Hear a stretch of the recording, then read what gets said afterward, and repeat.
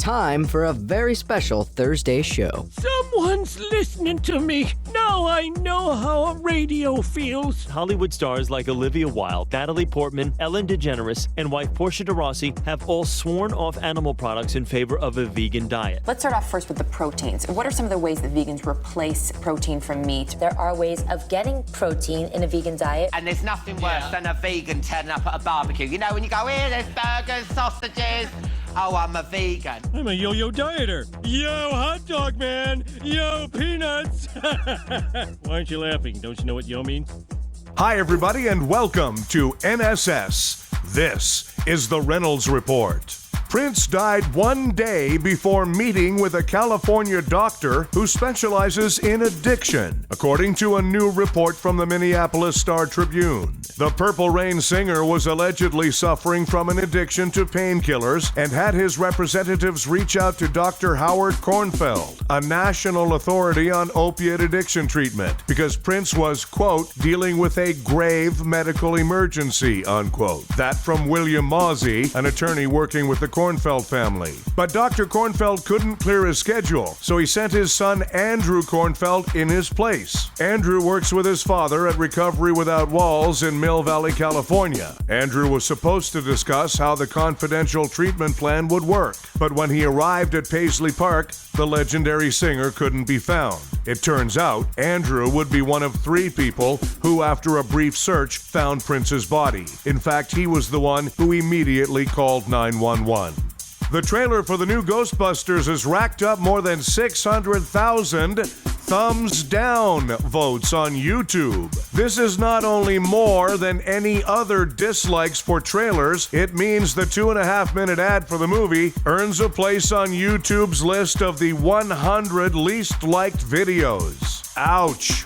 This is great news. This past Sunday, the elephants at Ringling Brothers Circus performed their last show. Let's hope all circuses follow suit. But what happens to the circus performers who are left behind? Isn't it real? Ringling Brothers has ended its elephant acts due to protests from animal rights activists. That's all fine and good. But what about those who truly suffer at the circus? A group who exists merely to please an audience, frequently in dangerous situations. The group I'm talking about? The clowns.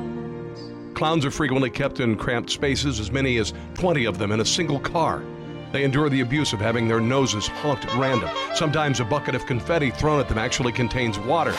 They're forced to walk on high wires in big red shoes. But you can end this abuse. Consider adopting a clown. Their tiny Model T cars take up little room in your garage. Their clown makeup and big red wig can easily be stored in the guest bedroom. Their hobo clothes and stick with a handkerchief on the end can go in a closet. The time for clowning around when it comes to clown abuse is not now. Take them seriously. I mean it. Take them seriously. Thank you.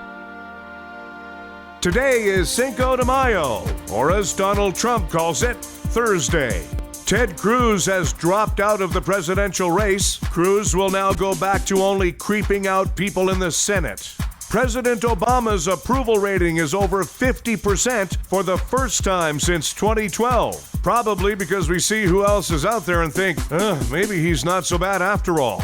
Sean Diddy Coombs is retiring from music. He made the decision after consulting friends, family, and record sales.